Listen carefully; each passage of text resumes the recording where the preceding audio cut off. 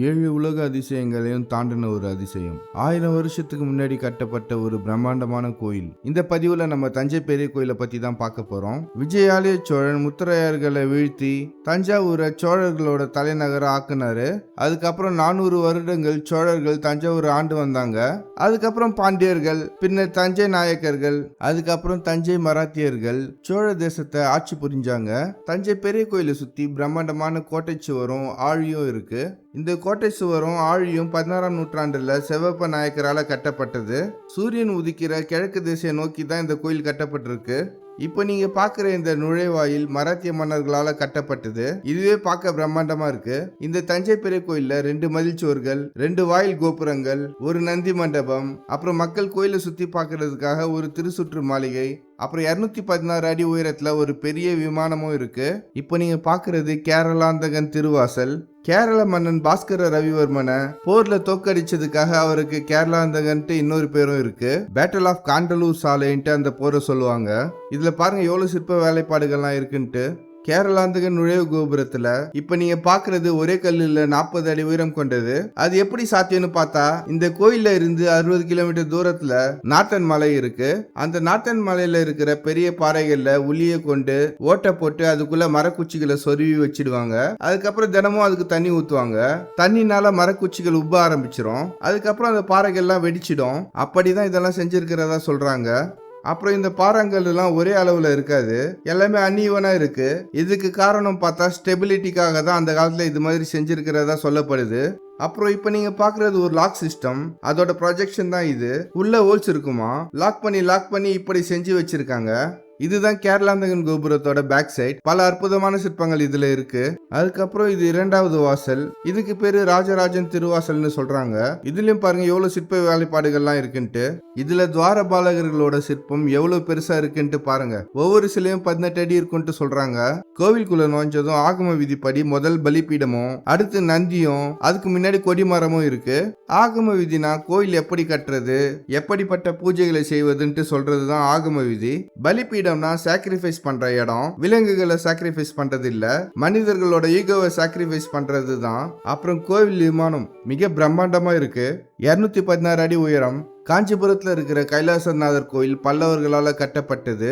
அந்த கோயில ஒரு இன்ஸ்பிரேஷனை வச்சுதான் ராஜராஜ சோழன் இந்த கோயிலை கட்டினதா சொல்லப்படுது. அப்புறம் நாங்க இந்த வழியா தான் கோயிலுக்குள்ள போனோம். இந்த வழியில தான் எல்லாரையும் கோயிலுக்குள்ள விட்டாங்க. இந்த கோயில்ல நிறைய சிற்பங்களை பார்க்க முடிஞ்சுது.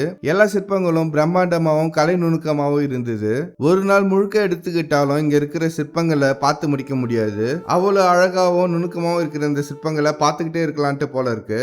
அருள்மொழிவர்மன், அதாவது ராஜராஜ சோழன் கிபி 985ல முடிசூடி இருக்காரு. கிபி 1010ல இந்த கோயிலை கட்டி முடிச்சிருக்காரு. அவர் முடிசூடி 25ஆம் ஆண்டுல இந்த கோயிலை கட்டி முடிச்சிருக்காரு. இந்த கோயிலை கட்டி முடிக்க கிட்டத்தட்ட 6 ஆண்டுகள் ஆனதா சொல்லப்படுது. இப்ப நீங்க பாக்குற நந்தி 16ஆம் நூற்றாண்டுல நாயக்க மன்னர்களால கட்டப்பட்டது. இதோட உயரம் பாத்தீங்கன்னா 12 அடி. அதுவும் ஒரே ஒரு கல்லால இந்த நந்தி கட்டப்பட்டதுதான் அதிசயம்ட்டு சொல்றாங்க. நாயக்க மன்னர்களோட சிலைகளும் இங்க இருக்கு. இப்ப நம்ம பாக்குறது பார்வதி கோயில். 13ஆம் நூற்றாண்டுல சுந்தரபாண்டியனால கட்டப்பட்டது. பெரியநாயகி அம்மன் கோயில் இதை சொல்லுவாங்க. இந்த கோயில்ல துவாரபாலகிகளை பார்க்க முடியும். இந்த கோயிலுக்கு மேல இருக்கிற பெயிண்டிங் எல்லாம் 18ஆம் நூற்றாண்டை சேர்ந்தது. இன்னமும் அழகா இருக்கு.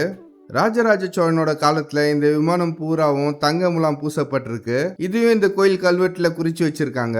கோயிலை சுத்திலும் திருச்சுற்று மாளிகையை பார்க்க முடியுது.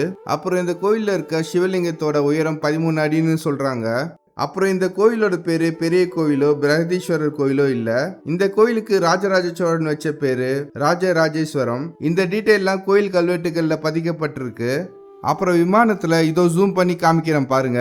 இந்த தஞ்சை பெரிய கோயில் விமானத்துல தொப்பி போட்ட மாதிரி இருக்கிற இந்த ஃபாரினர் யாருன்னா, சில பேரு மார்க்கோ போலோன்னு சொல்றாங்க. ஆனா இன்னும் சில பேரு 17ஆம் நூற்றாண்டை சேர்ந்த டச்சு கேப்டன் ரோலண்ட் கிராப்பேன்ட்டு சொல்றாங்க. பகீரத மன்னரோட முன்னோர்கள் சாபத்தினால இறந்துடுறாங்க. அந்த காலத்துல ஆகாயத்துல இருந்த கங்கைய பூமிக்கு கொண்டு வந்து பகீரத மன்னரோட முன்னோர்களோட அஸ்தியை அதுல கரைச்சி அந்த முன்னோர்களுக்கு சாபத்தை நீக்கணும்னு நினைக்கிறாரு.